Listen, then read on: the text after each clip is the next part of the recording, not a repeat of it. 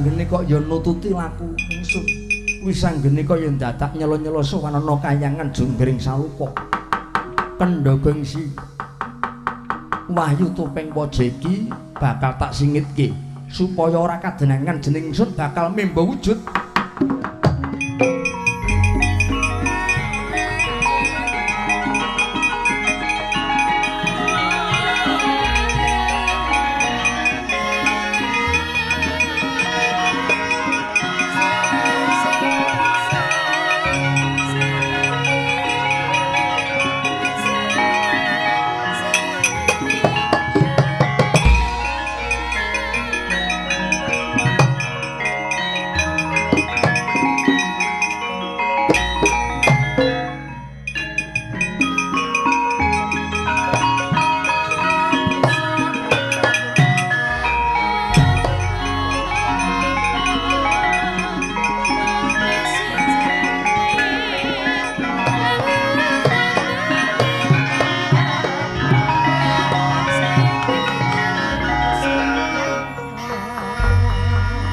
Lenglenging driya mangung-mangungkung kanjuan limang lelena tanpa kanen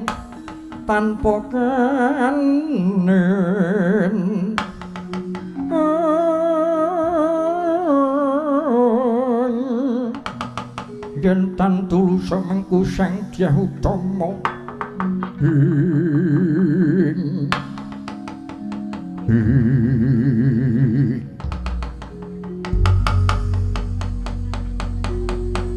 Bong mangarcana sekaring dawana langgeng. Ndak waspadake kok kaya dene playune Wisanggeni. Iya. Panjenengan iki sapa? Lho kok lali. Aku iki eyangmu ing saplarga Begawan Abiyasa. Kok beda jubahe? Adatku piye?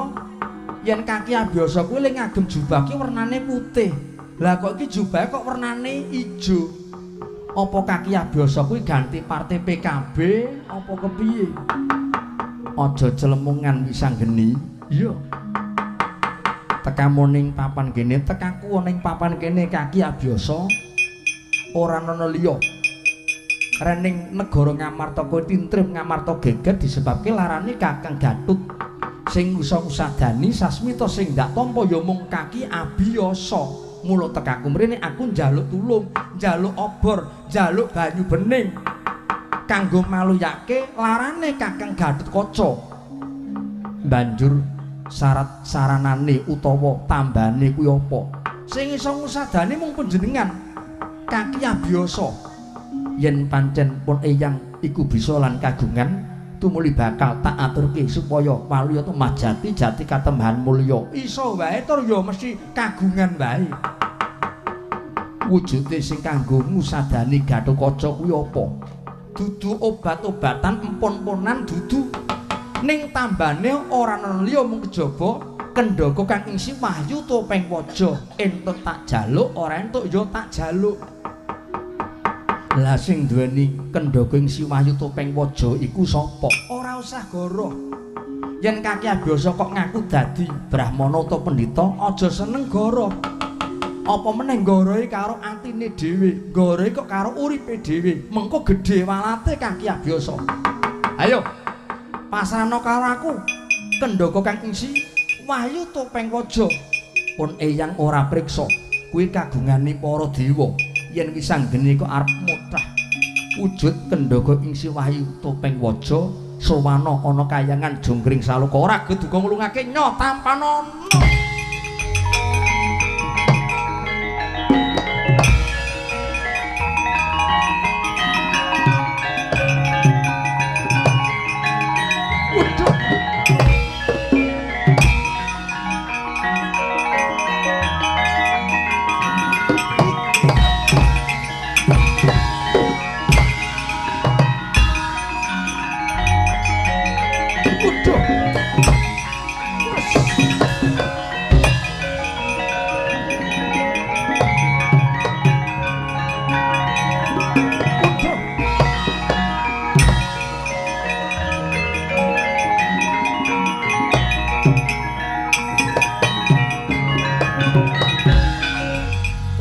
blas keparat Wisanggeni lah kok waspada paningalmu kowe nggar Wisanggeni.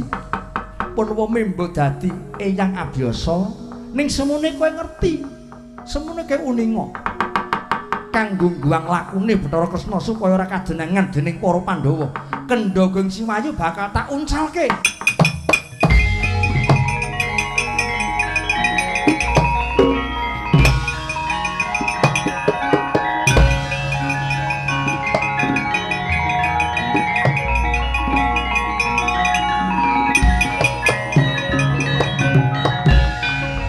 Yen nitik gandane utawa ambune ora pangling iki kaya gandane Siwa Iring ya Siwa Bathara Kresna. Ning gandane ana kok piyayine ora ana. Adakane Siwa Iring kuwi ngagem parfum. Gandane parfum bangsa wowan sing legi-legi. Gandane kuwi nyengak banget ning kok piyayine ora ana. Iya. Ora bakal luput pandugaku. Sing memba kaki abiyasa kae mesti Siwa Iring ya Siwa Kresna. Nyala wadi banget. Lakune Siwa Kresna nang ndi wae bakal tak oyak tak tetke lakumu po.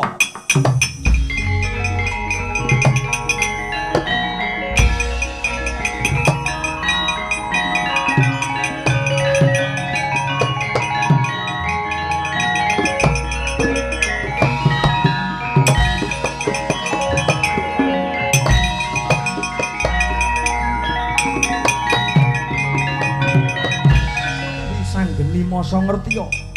Merga Kendhaga wis tak sawatke wis tak uncalke. Ora bakal priksa yen jeneng ingsun ndombani yo Gakus Tejo. Nger, anakku ana Tejo. Awat-awat pun kanen tibane Kendhaga, Nger. Lah iki lah kok kaya ngono Siwa ya Siwa Kresna. Menceng lakune dikira Wisanggeni ora ngerti. Jebul nggonmu munggah nang Kahyangan Suralaya mung betake ngayomi karo Kakang Tejo. Mongko ora bener. Ngerti pernatan ning Siwa Iring lah kok nerak pepali nerang bebaya. Arep nekani ning negara Ngamarta ngaturke Siwa Puntadewa. Men dianggep gedhe labo-labete. Ning janji si ana Wisanggeni. Muga-muga pepundhenku Siwa Puntadewa aja nganti percaya panjenengan wae.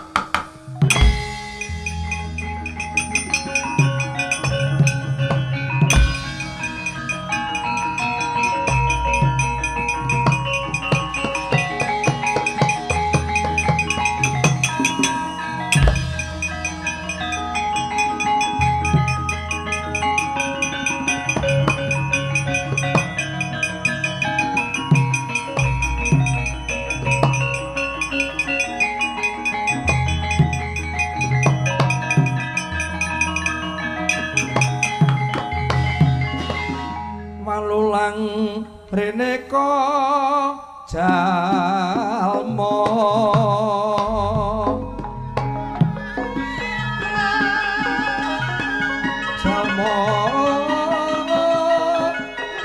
ratu pujangga kang dar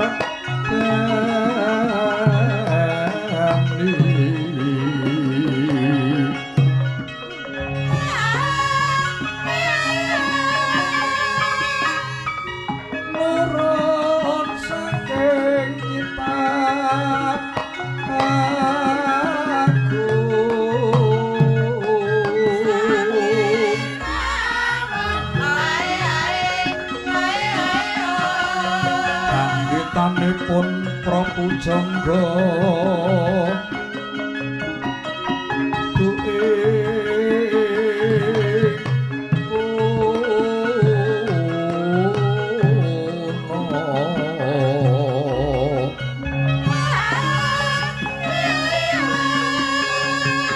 masjid Demak wiwitan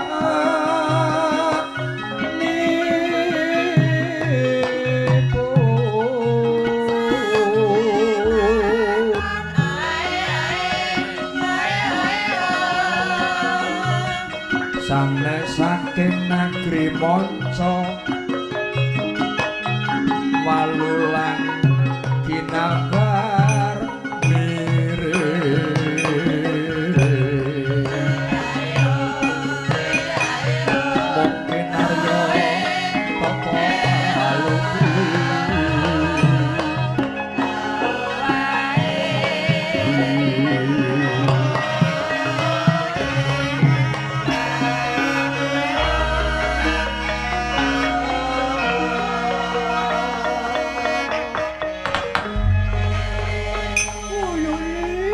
jaga menupuri gantel pundhut wisa. Putuku nggaris teja kula wonten dawuh Eyang Durna. Lengenteni nganti cengklungen. Sudarmamu anggere Bathara Kresna nggone munggah ning kayangan. Miturut pengendikane Angger Kresna bakal nyuwun kanugrahan wujude wahyu topeng waja. Namung mugi ndadosaken priksa. Mbok bilih Eyang Durna mboten uninga. Kepiye nggaris teja? Pawartos ingkang kula tampi yektosipun Rama Prabu saged pikantuk damel medhek kamulyan beta kendhaka ing Si Wahyu topeng waja. Namung kujiwanipun wonten satengahing mergi pinanggi kadang kula pun wisanggeni temah dadosaken pasulayan wusana kendhaga menika dipun sawataken. Kendhaga dipun sawataken wonten Ngamarta Eyang Durna.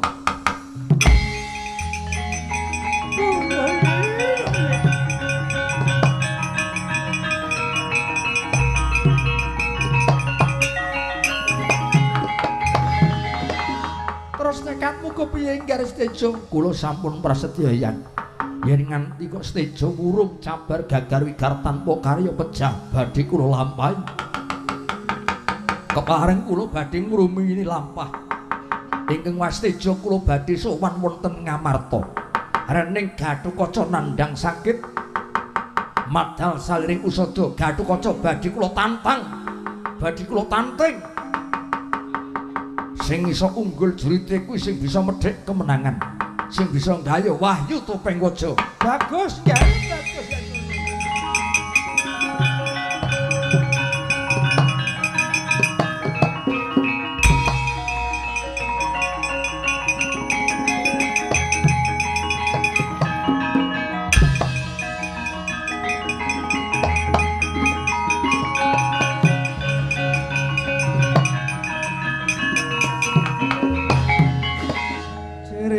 Serat iba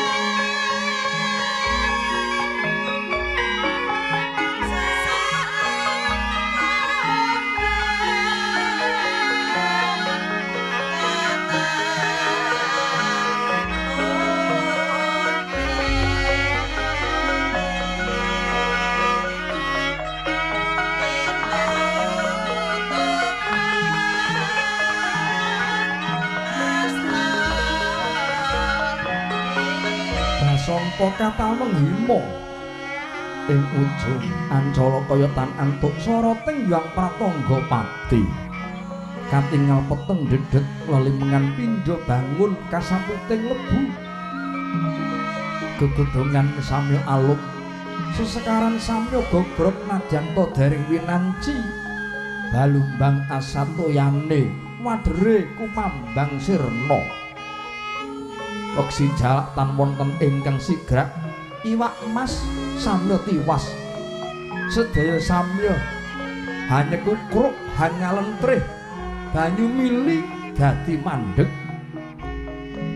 labet kaperbawan duki taninggalih para kadang Pandhawa ingkang hanggendhong tias wigena karana prihatosaken garahipun ingkang putra nenggih Raden Gatotkaca sampun sawetawis dangu tata gelar lahir katingal iga kaeksi katingal iga kaeksi nanging kinedyan Gatotkaca ora nandhang raga ananging lampahi tarak brata nglakoni tapa brata tapa tirakat nyuwun marang panguwasaning Hyang Widiwasa ing pangajap gesangipun Raden Gatotkaca urip migunani tumrap diri pribadi ya migunani tumrap bebrayan agung satemah dadi pitataning jalma-jalma ingkang pinilih satemah dadi senopati agung nedya ngrukepi nusa bangsa lan negari Ngamarta mangkono jroning pendhapi agung negari Ngamarta kaya udan tangis pating glero pating glembor pating jlerit para kadang Pandhawa sedaya sami tintrem jroning tintrem atine kuwur bingung penggawe bingung melang-melang jroning wardayaka ninggal momongan pinggir dalan sekedhap-sekedhap diantar kudara bekos sekedhap-sekedhap unjal huswa karon tanjat nyampah mrihatosaken penandhangipun ingkang putra Raden Gatotkaca ingkang datan kersa angumandika mung tansah kendhelan kewala saya dangu raganipun katingal saya kuru ngalentrih mangkono alon cipta winggane lamun to dereng kami jeling lisan